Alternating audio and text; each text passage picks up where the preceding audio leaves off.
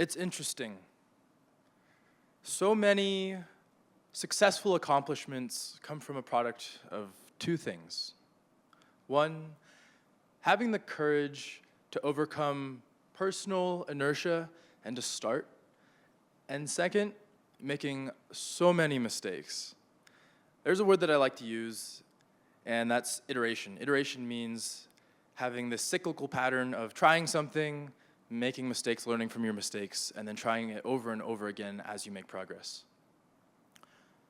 At the Colorado School of Mines, where I'm a student, we have a celebration every year in April that's called Engineer Days.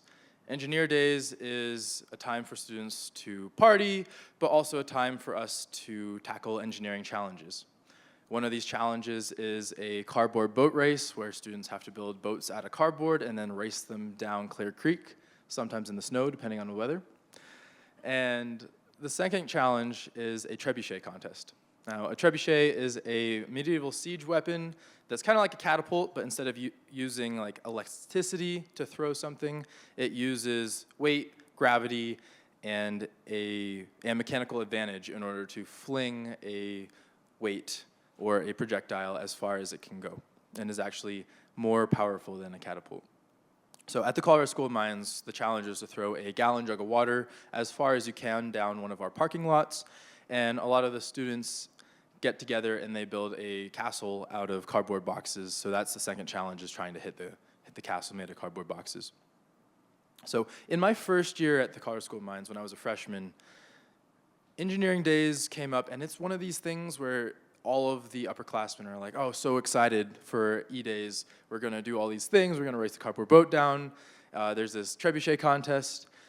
And that's something that I really wanted to take a part of. I really thought that the trebuchet contest would be an amazing thing to do, and throughout my youth, I enjoyed building things. So I put a team together, and we started thinking about how we would build this trebuchet and researching how we would build this trebuchet.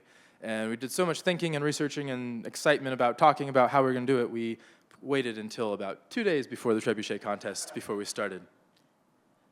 In that procrastination, when we're thinking about doing all these things, we didn't really actually talk about how we were actually going to do it. So we went and we found a bunch of scrap wood, and it had all sorts of different angles on it where the contractor made the cut. And we built it at his house down by his barn where they don't have any electricity. So we had no saw.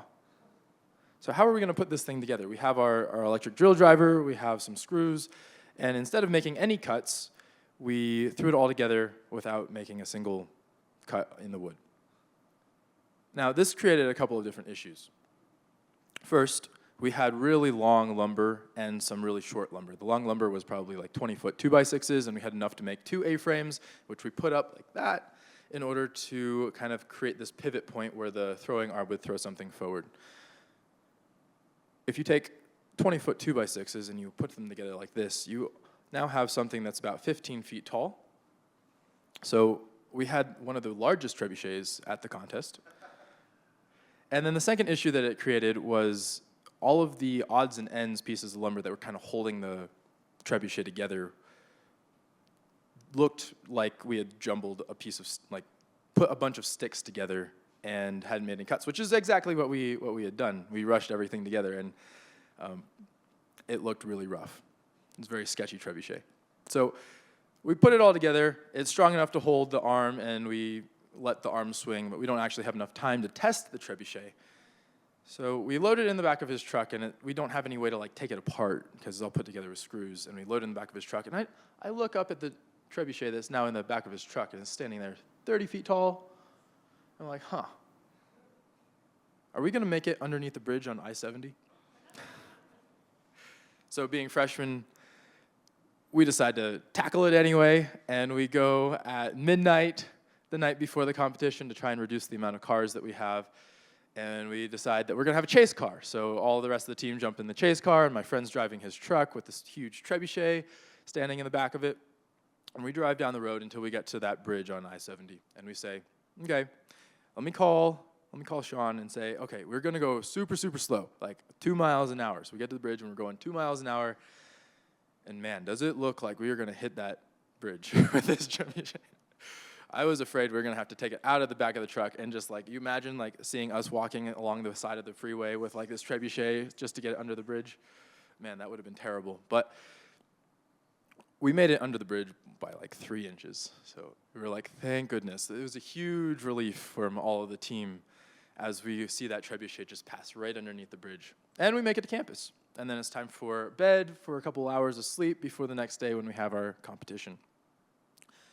So we get everything ready at the competition, and we start to kind of pull the arm back. We put the weight on the arm, and we get everything set up.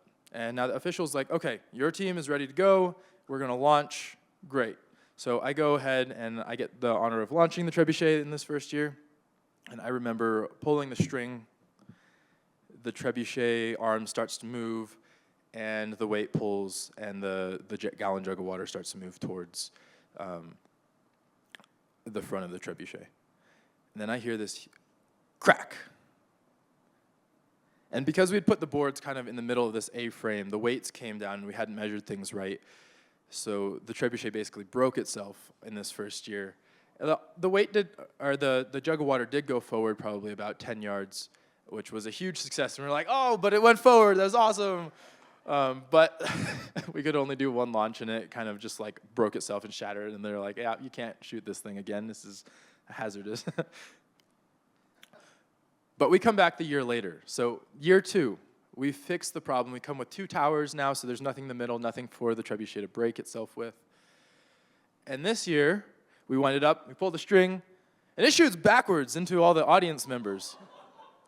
Okay, so year 3, we come in and we say, all right, we're gonna make the beam lighter. We make it, I think we made it out of like that metal piece that runs down your garage, like garage door opener metal piece. We're like, a lighter beam is gonna let it swing faster and it's gonna go forward.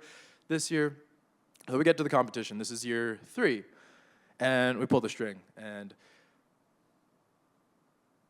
it kind of goes up, and then we hear this kind of like metal screeching noise, and we made the beam way too light. The beam kind of like bent as it was shooting, so that was a dud year as well. So we get to year number 4. We come back and we've fixed the beam. We have this like nice solid beam.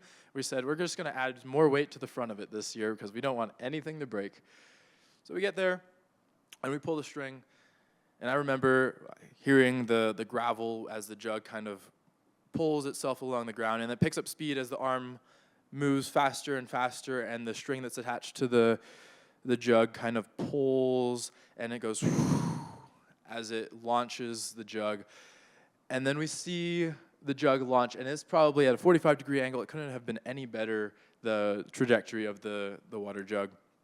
And it flies, and it's really far up in the air, and everybody's kind of in the audience is just like silence. There's silence, and the jug kind of hangs in the air for a minute, and then it comes down, and it goes splash all over the ground. And then there's a little tiny bit of silence from the audience members. And then it's Colorado School of Mines, we're all students, so yeah! From all of the audience members. It was kind of this amazing feeling that we had gone through these 4 years and had failed and failed and failed, and then we succeeded in the final year. And knowing that process, we're going to go back next year and we're going to compete again. And this year we're going to work on accuracy of the jug so that we can try and hit that castle. But as I move forward in life, I've learned that while I'm sitting back and kind of procrastinating on projects, I need to just start this project, because if I start, then I have the opportunity to make all of these mistakes and kind of iterate over and over and over again until I do have success. And it might be multiple years, or it might be a couple months depending on the project, but I know that if I start, I will eventually get to where I want to go. Thank you.